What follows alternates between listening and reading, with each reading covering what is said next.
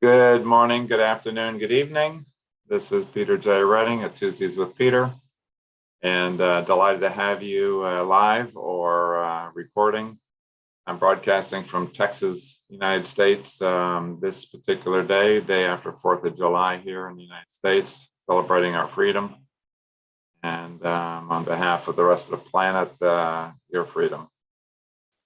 We're moving towards that. We are in Positively Brilliant Self-Mastery, doing that for the last 18 weeks, and this is our 19th week. We have 2 more to finish it up. Positively Brilliant Self-Mastery was written back in 2008, and it talks about how do you have self-mastery? What is it? How do you find it? How do you define it? And so we're going to go into the 19th chapter of Positively Brilliant Self-Mastery. So let me just get my, don't work for the new system here. So just give me 1 second here. Get to switch over.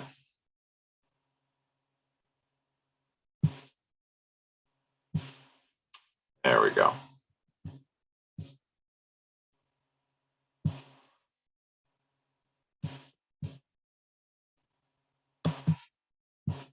All right. So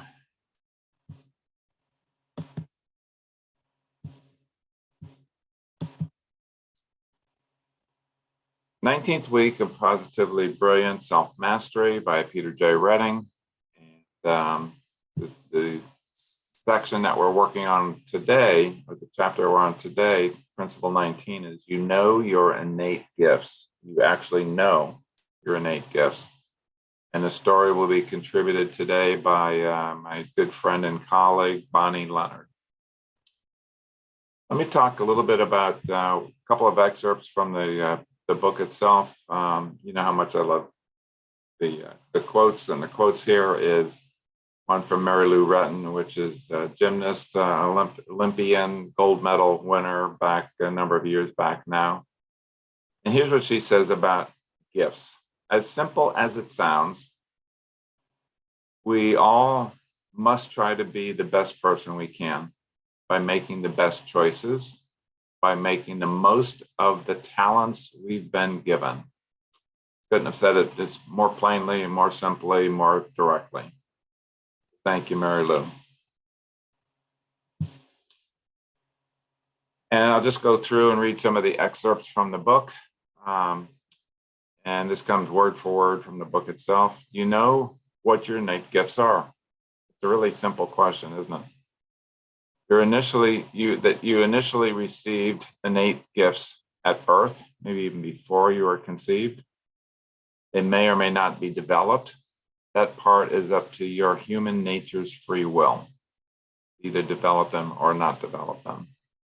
The identification and development of gifts other than the innate gifts is often dedicated by the culture in which we grow up. Our parents' beliefs about who they want us to be influence and guide what skills and talents we should pursue to be successful or happy. Developing other gifts, skills, or talents do not come as naturally or easily as the development of our own innate gifts. It takes concerted effort to improve other skills, and using these talents do not provide any inner satisfaction or sense of fulfillment. I call these learned talents.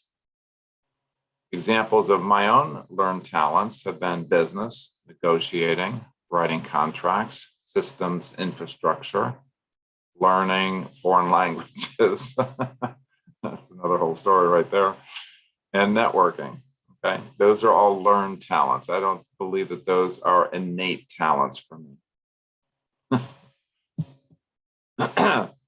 Knowing your innate gifts supports you to fully develop them.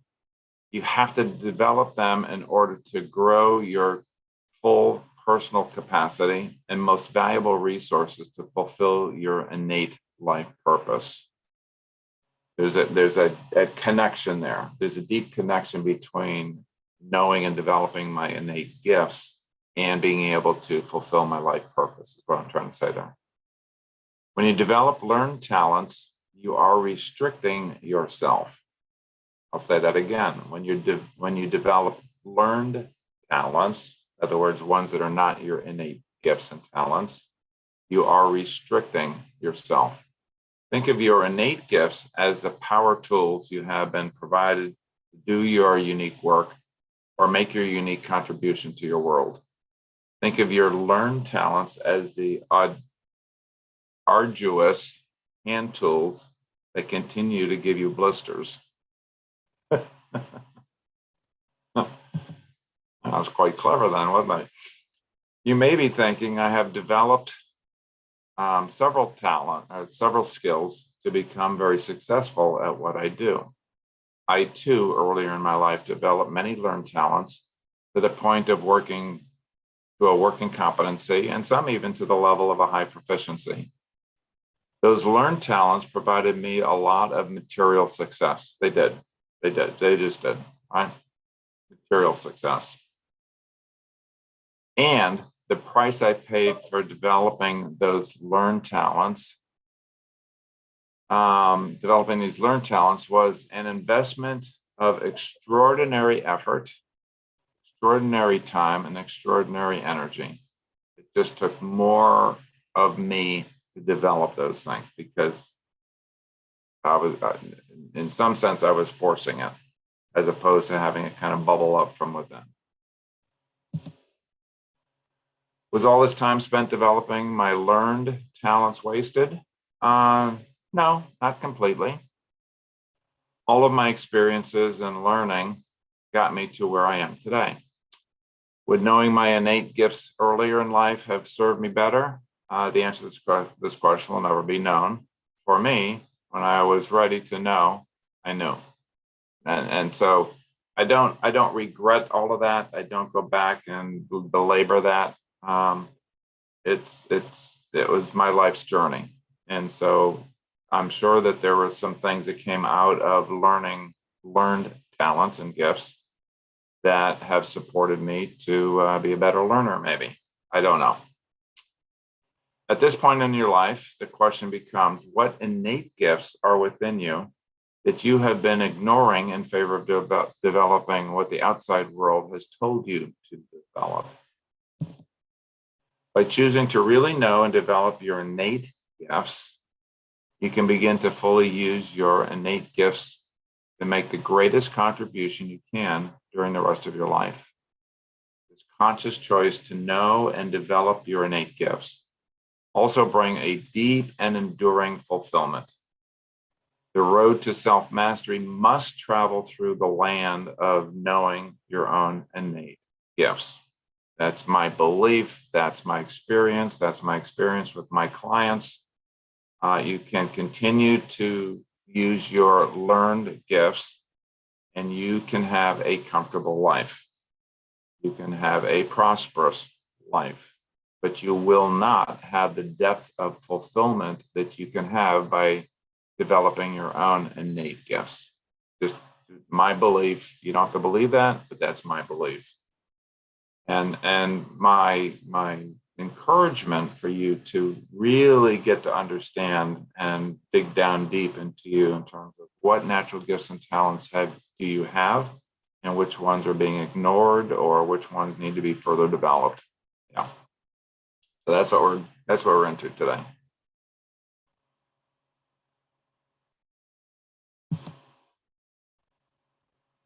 The alternative is to stick to previously learned talents that at the very best will provide physical comforts. However, the natural and easy self-mastery can never be obtained. I share my own innate gifts and talents. Creating safe space is one of them. It's always been there from the time I was 5 years old to my current life, my current age. Listening with honor, championing, again, they've always been there for me.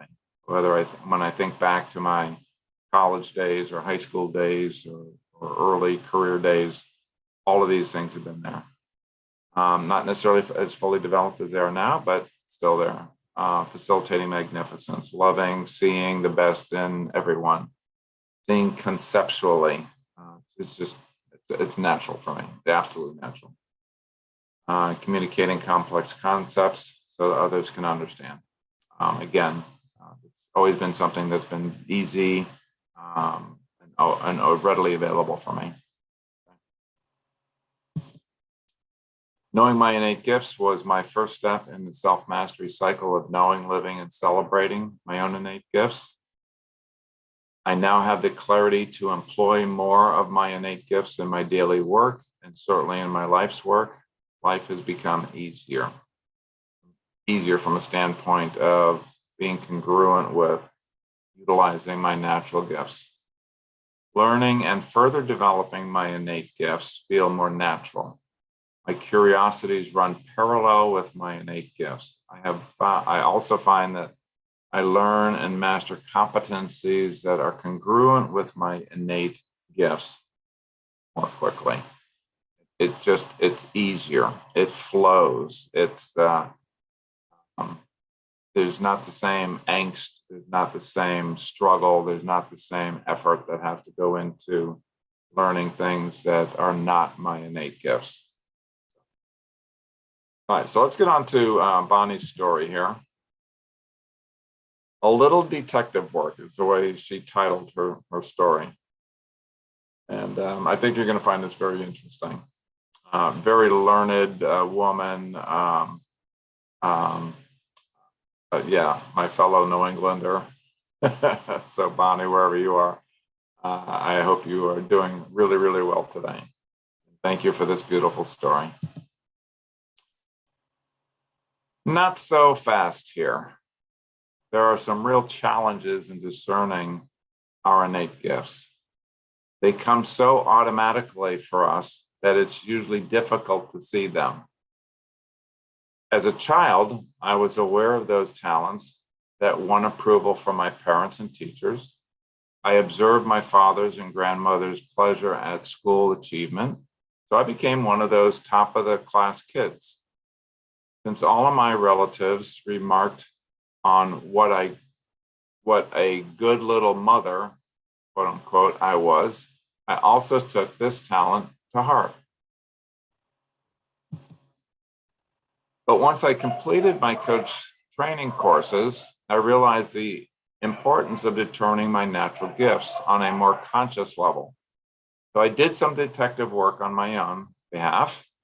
First, I took the Strength Finder profile in Now, and the profile in Now, Discover Your Strengths by Buckingham and Clifton. I selected 3 of the top strengths related there. It was connectedness, it was empathy, and learner. These felt immediately right to me, especially connectedness, which is the ability to see that all things are connected. I also can't help but notice the emotions around empathy, the skill involved in mothering, and that a love of learner probably provided a great basis for school achievement. Then I honed in on those faculties I employ instinctively and added organization to my list. If I enter a situation that feels off, I cannot help but do a quick read and make mental changes that will allow things to flow more smoothly. Creating also made the list because if I'm inspired, I'll start a creative project on the spot. I mean, like right then. The next step in my sleuthing adventure was a note commentary from family and friends about possible talents. Over the years, so many people have told me how much they love my laugh, that I had to annex laughter. I can vouch for that. She has an infectious laugh. It just tickles you to the bone. So with a little bit of instigative work, I determined that my gifts are connectedness, empathy, learner, organization, creating, and laughter. The happy outcome is that when I engage these innate talents, I enter a state of flow where time has no place and delight abounds. Who doesn't want some of that?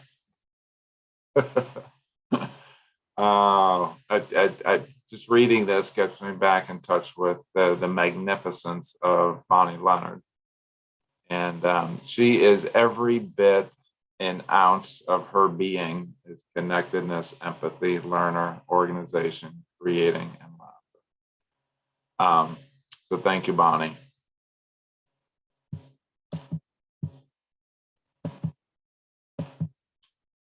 So let me come back into the Zoom room here. Get the right thing up here.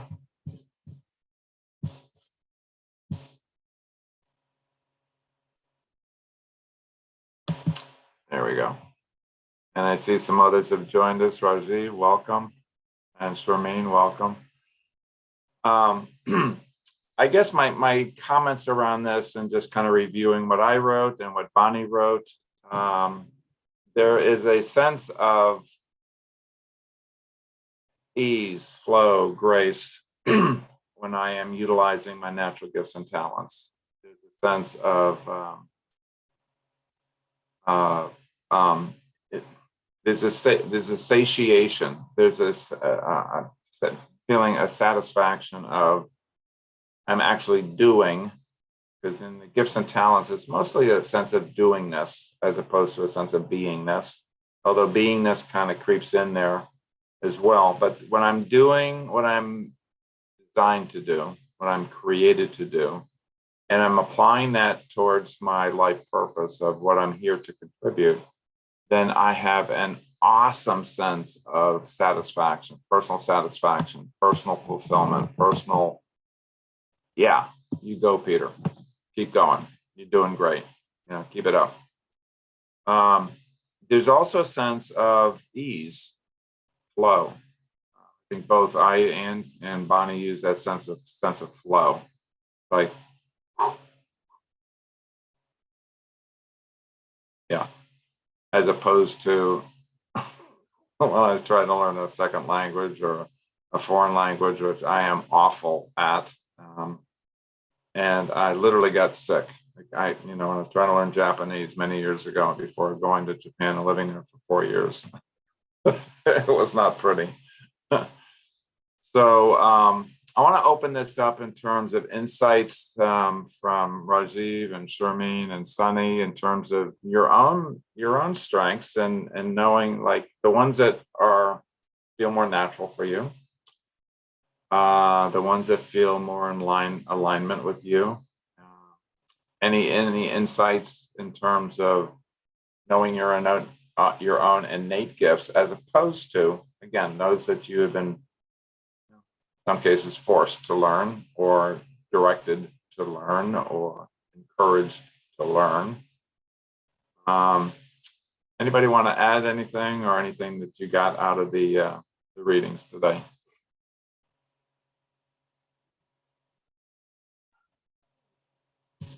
You can unmute yourself and then I'll pin you. Sharmeen, let me get you here.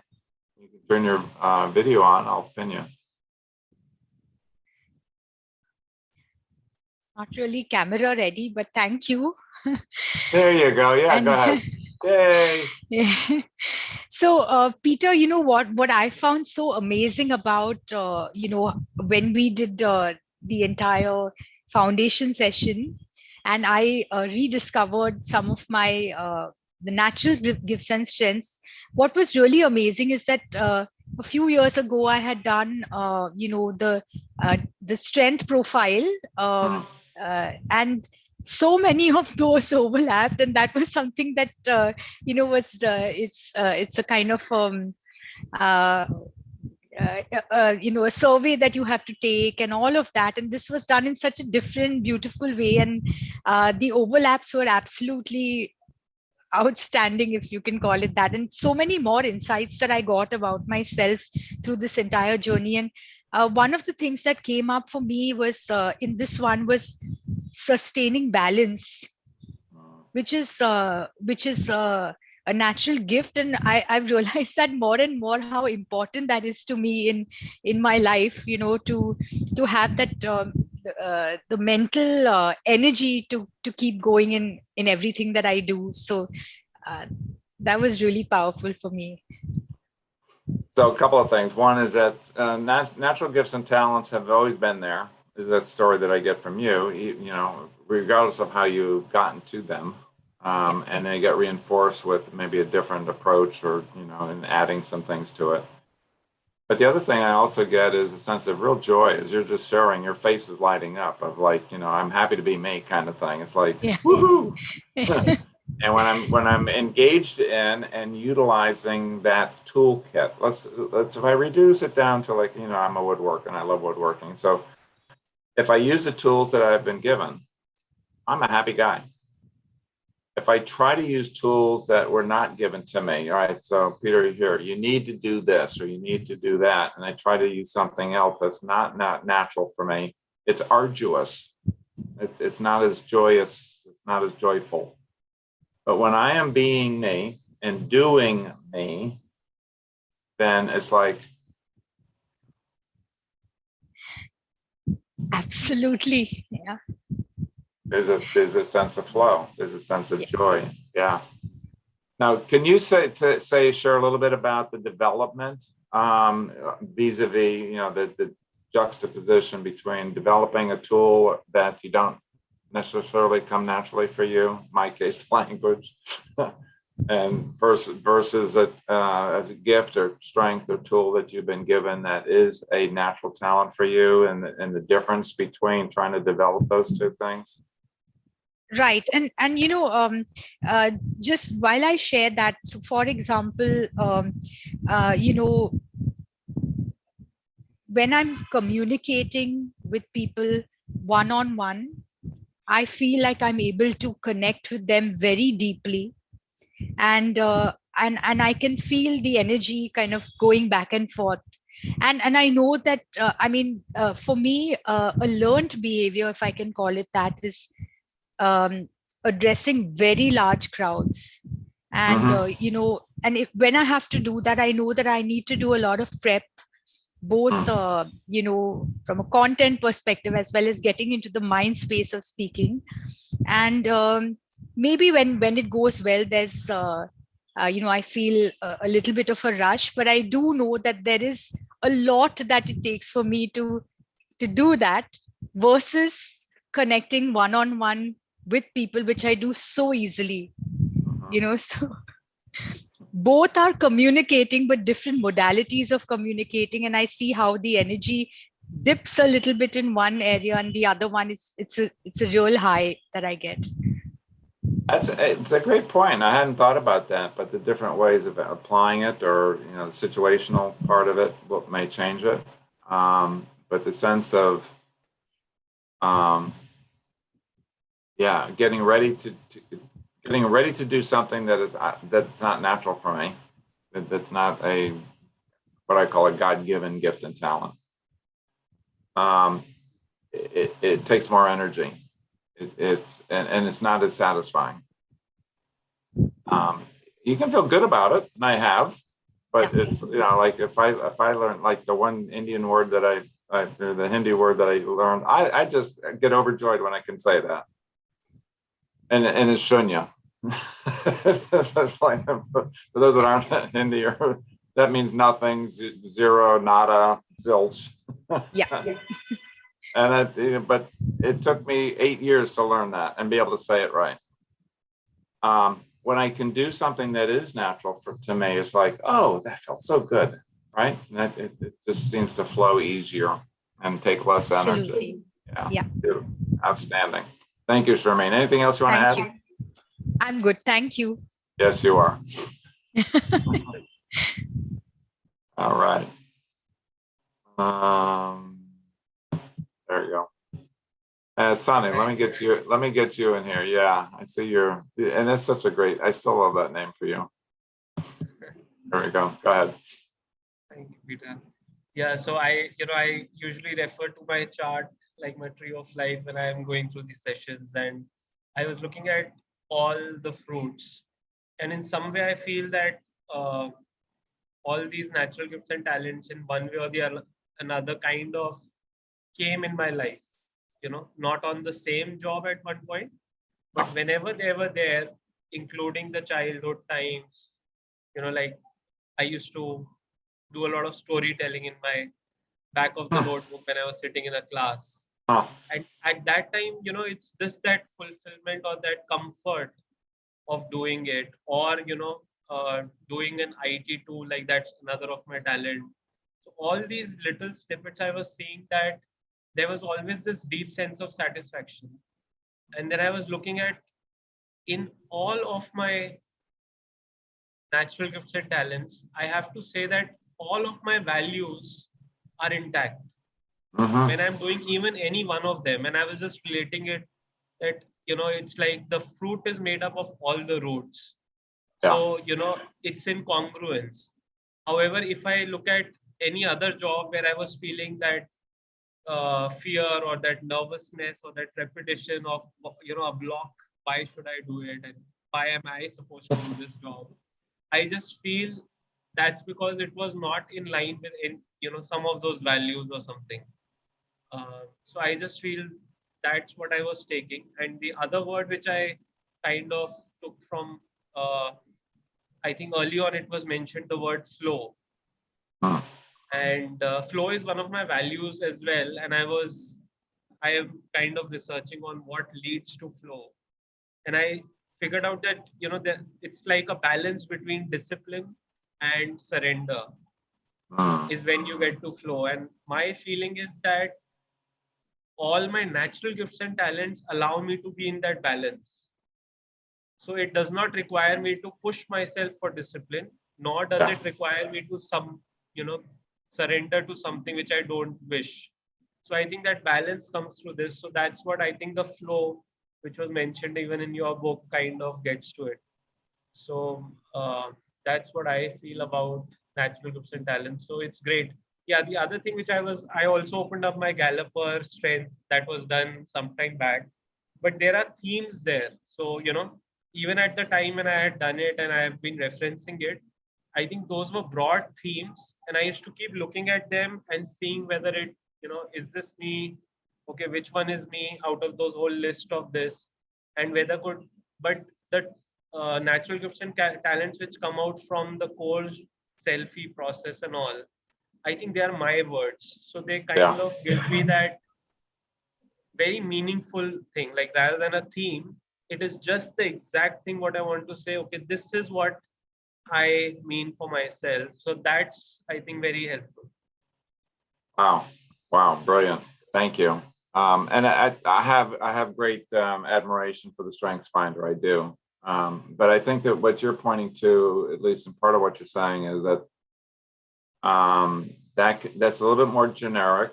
It's a little bit more tailored to specific words and 24 categories and stuff like that. Whereas the core selfie is 100% unique and 100% your words and in your way of saying that word, which makes it, in my opinion, more powerful, right? Um, but I also love that juxtaposition between the, am I forcing this, or is it coming through naturally? Is it flowing through naturally, or do I have to be disciplined to do this?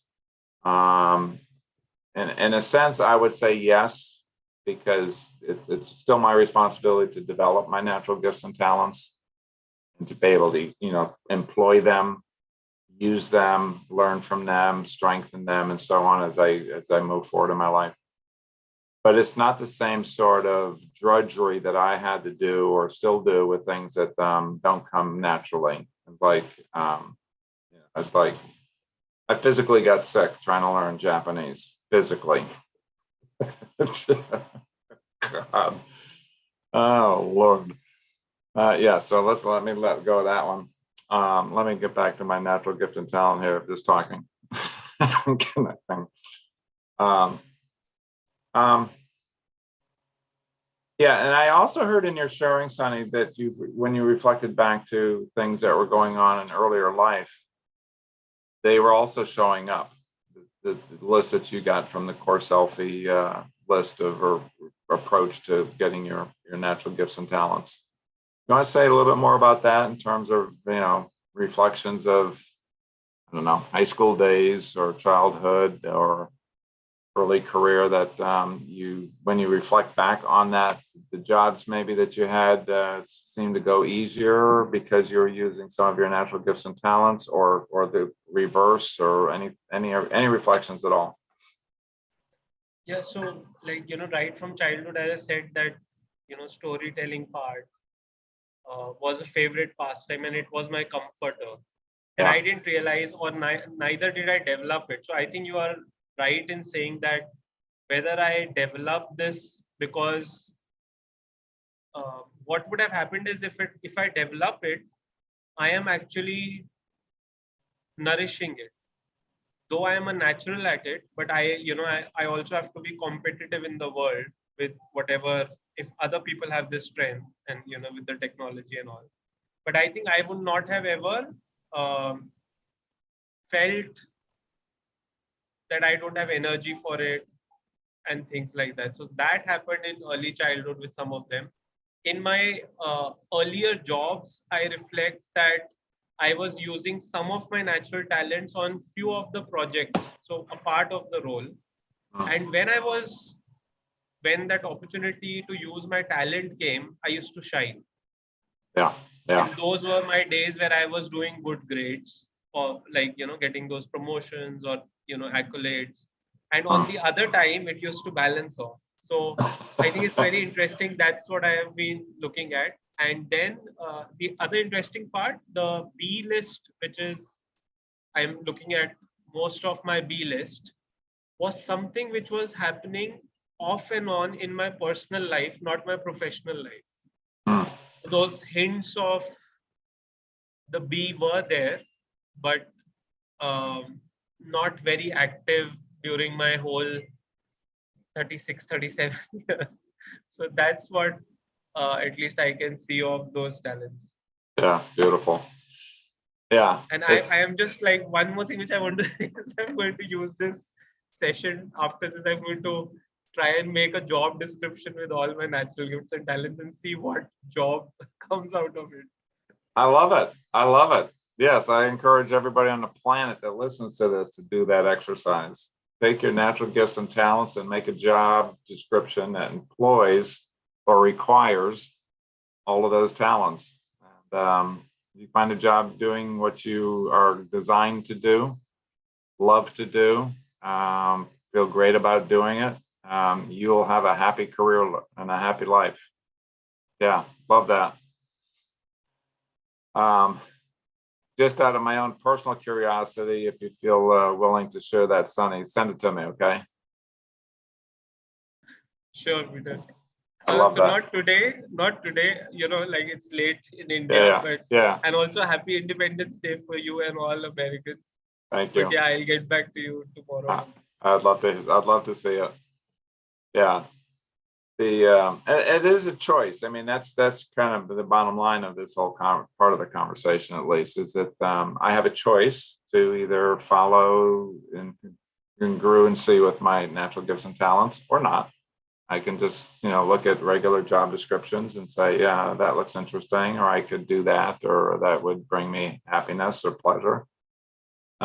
Which has been my approach to most jobs, of saying, what do I want to get into? What am I given the opportunity to do? And then do the best I can without looking at my natural gifts and talents. Because I didn't know them. They weren't articulated.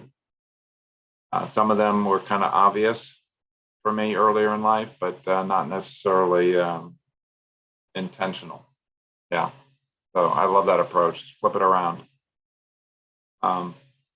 There's a quote, and then I'll come up to Rajiv here in a second. But there's a quote that I just love, and it's "Follow your bliss." Joseph Campbell. Follow your bliss.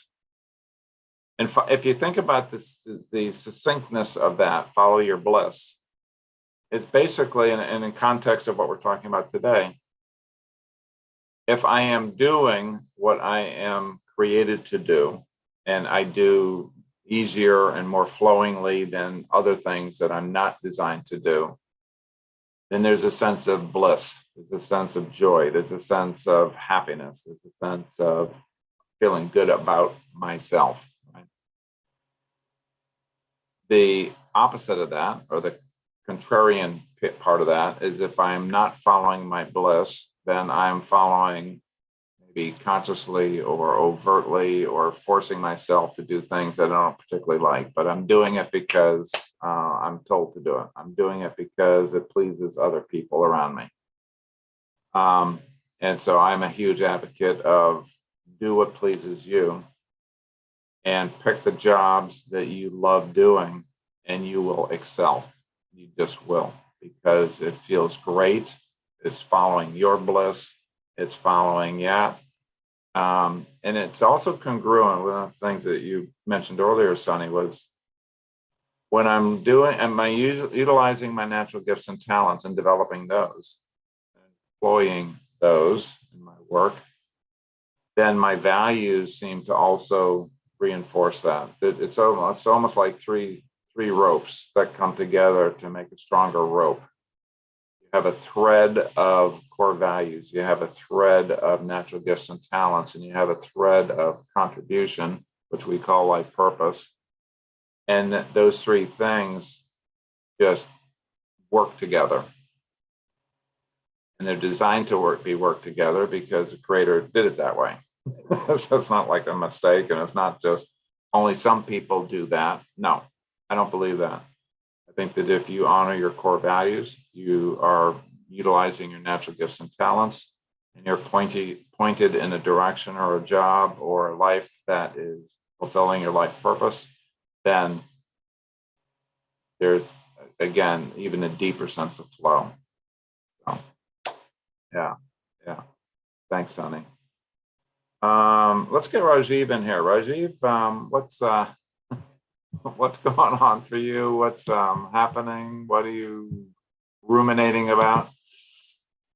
Yeah, thanks, Peter, for giving me this opportunity. When I was listening to this story, there were so many things crossing my mind, and when you invited us to comment, I was all, there was a lot of jumble in my head as to how do I articulate so much wisdom and I was not sure how to say it. But then, yeah, when Sharmin and Sunny spoke, I could take some time to reconcile those, and let me try and attempt what insights came to me in this small text that you read today. I think Bonnie's story seems to be a universal theory of evolution, in a way that how people get mental conditioned by uh, being recognized for their achievement, and they want to do more, and we continue that race for a very long time in our life, and suddenly we realize, oh, okay, I think there's something which is missing, and then there is a point where you make an effort to get more aware. Awareness is evoked, and then you kind of realize your innate core self, and then you choose a path which is aligned with your core self, and that becomes your way of being, and in that way of being is where you experience the joyous moments of your life. So I think so this in the small story, I could sense how a human being evolved. That is and that's why I'm calling a theory of evolution, where mental conditioning, awareness, and going to a way of being, and then you really understand the meaning and purpose of your life, and you stay with it. So that is something which was a summary for me in that that small story, but then was very profound to me. Couple of words also that stood out for me, like it stood out for others flow for sure, is the word. And the the book read that, being in the state of flow where time has no place. So I think when you say that, then any doing becomes secondary. I think you can be in that state of flow in whatever you do. And I'm still exploring that thought. It's a very raw thought for me today, but then this text has triggered that insight for me to explore whether we may have different goals, but whatever we pursue, we can still experience that state of flow if we are connected with our core self, if we identify ourselves with that and we experience that in whatever we do. So it really does not matter what we do, but then whether it's your career, whether it's your relationship, whether it's your anything in your life that you're pursuing, you have an opportunity to experience that state of flow in whatever you do. And it seems being that state of flow itself is a purpose in itself. you know uh, if you get there, I think it has that power to influence your relationship, your work, career, etc. So that's something which just came up. And the final thing which I kind of resonated with is the word connectedness that she spoke about. And I recently had an experience where, because I feel that connectedness with people, it becomes so easy to forgive something which we perceive as something wrong that has happened to us.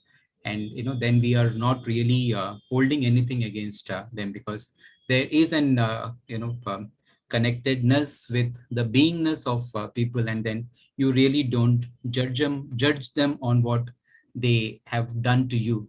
Right. So I think these few things which definitely stood out for me in the small story. I think Wow. I'm really happy to be here today and listen to this particular things. Thank you so much. Well done, Rajiv. Yeah, so many insights and so many great insights, I think. Again, use of flow. One of the exercise for someone that has not necessarily gone through our training or gone through CoreSELFtech yet, the gifts and talents come from a place of, what do you do, that Rajiv just mentioned, in fact, what do you do where time is irrelevant? And what I mean by that, and we asked two different questions. If you think back to things that you've enjoyed doing over your lifetime, doing now, okay? Number one, when you're in the actual activity or time of doing that particular activity, that doingness, was there a sense of timelessness where time just flew by? Started at maybe at 10 o'clock in the morning and you were so engaged in that doing, whatever you were doing, whether it was woodworking or child rearing or preparing a meal or working on a project at work or whatever the doing part that was. And then you several hours later, as it turns out, you look up at the clock and it's like, oh my God, it's 4 o'clock. I had no idea that I'd been doing this for 6 hours. It just, time was irrelevant. That's what we mean by that timelessness. The other way that people have experienced a sense of timelessness is that, again, when they're engaged in, I'm not going to say preparing a meal, it seems like time stops. It just, it stops. There's no sense of time, a movement of time. It just seems like there's a time of, So that's a sense of timelessness. And it's one of the great ways of, if you want to start with a whole list of things that you have done or you do, or you've done in the past, again, in the way of work, in the way of gifts and talents that we're talking about today, specifically. And then check it against those two parameters, and you'll narrow down and be able to separate. Okay, so this I learned, and I was told that I had to learn it, but it's never come easily. It's I spent 6 hours and 42 minutes trying to learn Japanese. Okay. And it was not when do I get out of this? When can I go back to my own language? That's not a gift or talent for me. But if it's losing track of time, my woodworking, I start a project, I look up at the clock and it's like, oh, I missed dinner. Just whoop. Then that's a good indicator that that might be a natural gift. Yeah. There's something else, Raji, that you said. Now, let me give you a second, see what that was, because I thought it was quite profound. I lost it. I spoke about connectedness. That was one. Yes, thank you. That was it. The sense of a natural gift and talent is not just for one job.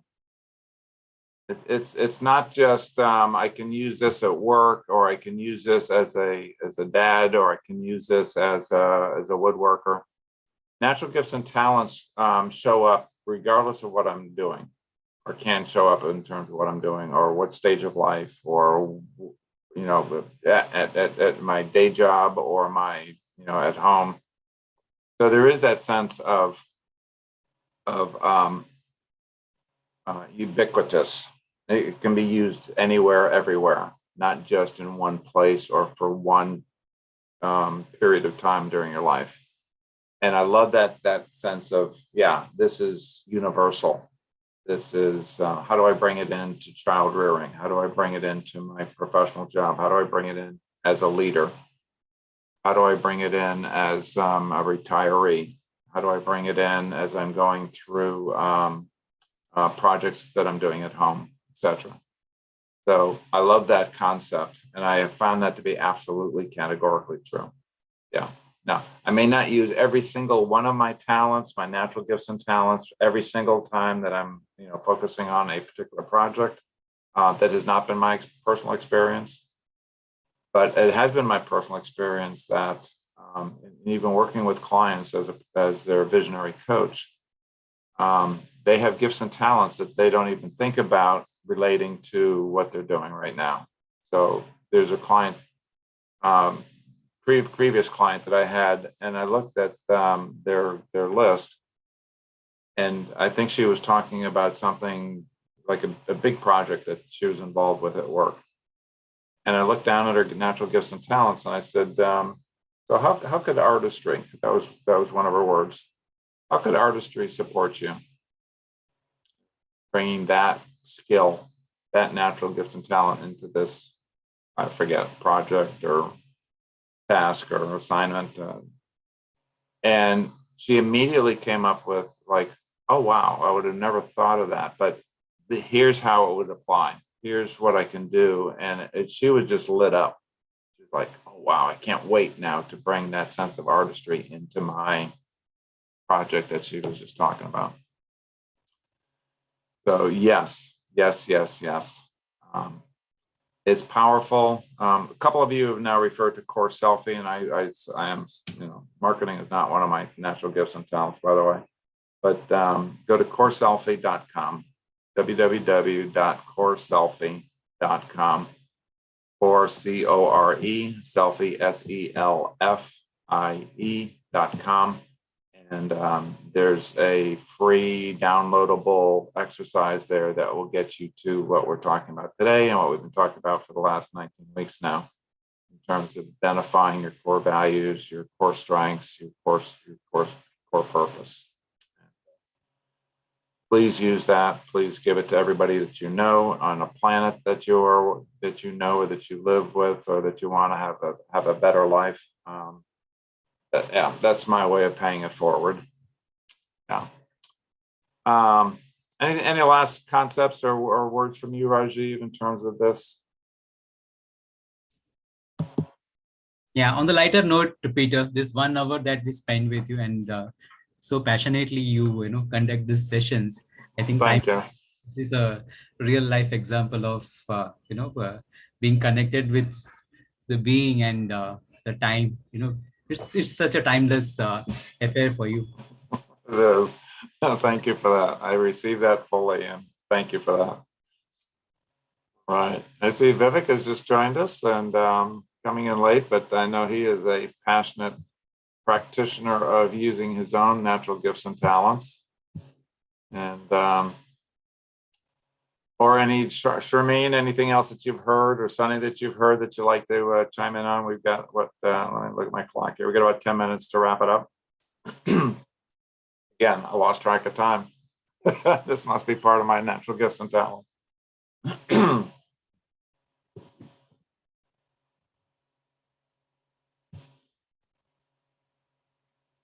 Not saying anybody unmute themselves, or and if not, we can wrap it up early. That's fine too.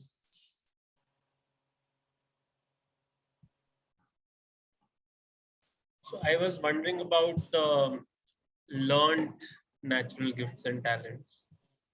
And I like the term itself, like we are not saying they are unnatural, but they are like those added skills.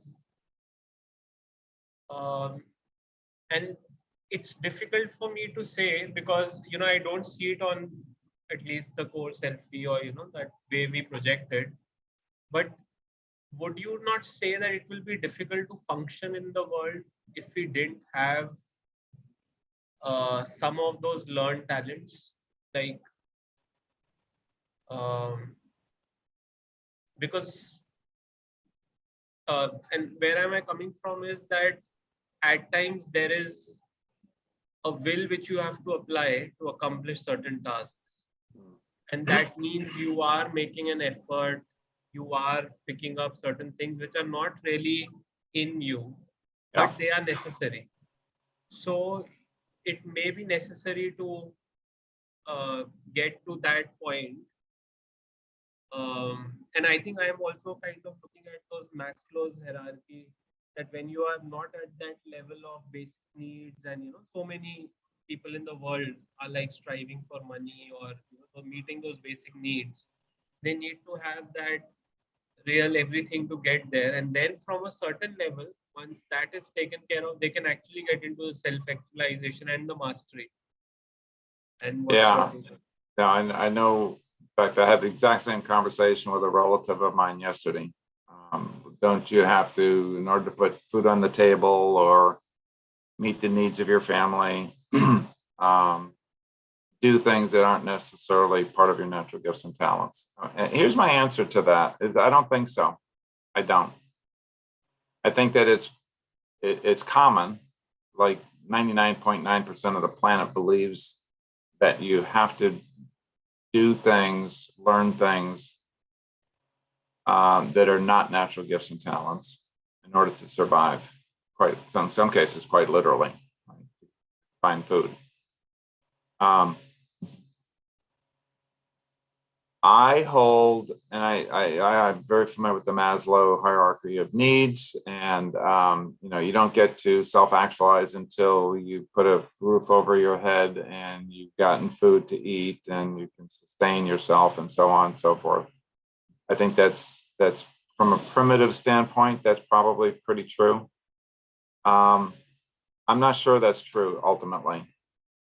I've questioned that, and I'm not so sure that. What if we turn that upside down? What if we turn that hierarchy of needs upside down and said, you are required to be yourself. You're required to know yourself. You're required to know who you really are and practice being that wholeheartedly. What if we started there? And people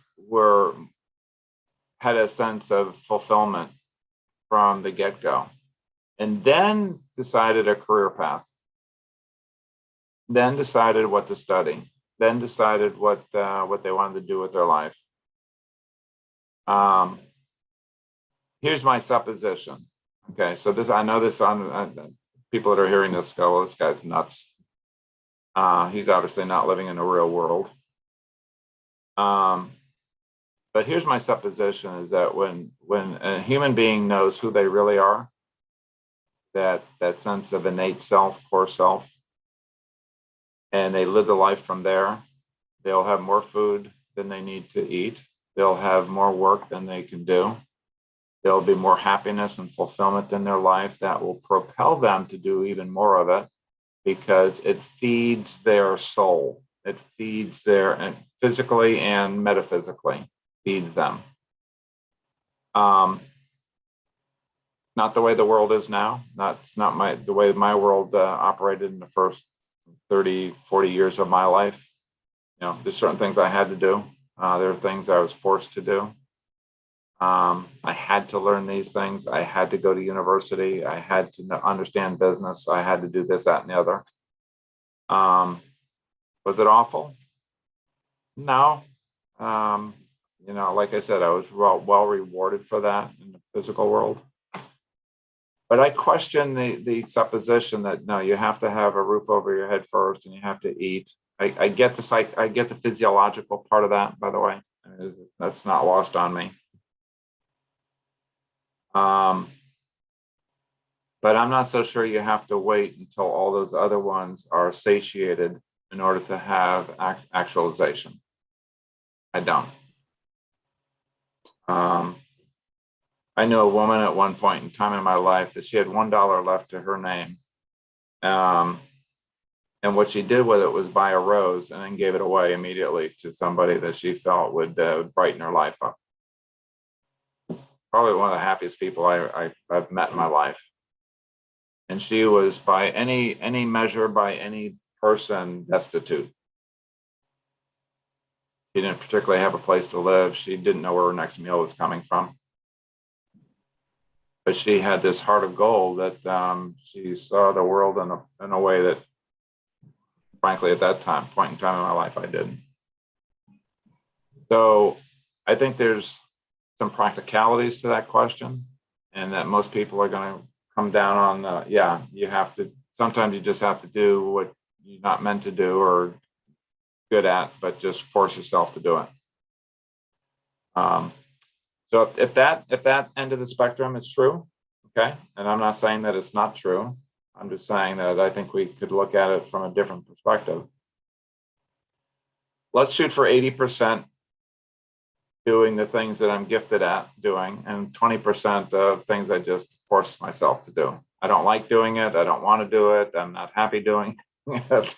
But that's, I'll allow 20% of my life to be dictated by that. All right. I think that would be an improvement of about 1,000% in the planet today if everybody had 80% of what they're doing congruent or aligned with their natural gifts and talents. So let me have you think about that one. A very provocative question, Sonny. I love it. And you're not the only one to that. Answer, Peter. The inverse pyramid got me thinking of one quote from the Bible, and it's seek ye first the kingdom of God, and everything else will be added unto it. So it's like the reverse. That's the way of the saints, probably. Yeah. So what you're saying is what I said is not original. It's other thought leaders have had to come up with that same conclusion. Yeah. Is it provocative? Yes. Is it fly in the face of everybody's mostly experience from a lifetime of drudgery of I have to study this subject in order to graduate. I have to do this to please mom and dad. I have to do this to get a job that pays more. Yeah, I get that. But this is about individual awareness and consciousness. So on that note, we will finish up here and wrap it up. And thank you for joining me, Rajiv and Vivek and Sharmeen and Sunny. Always a delight to spend some time with you. And thank you for your contributions and thank you for your questions. And with that, I will say goodbye, good night, God bless, namaste, stay safe, everybody. Bye now. In Japanese. Yeah, they'll take another hour to figure that one out. Sayonara. Yeah, sayonara. Thanks, Sonny. Bye-bye, everybody. Bye.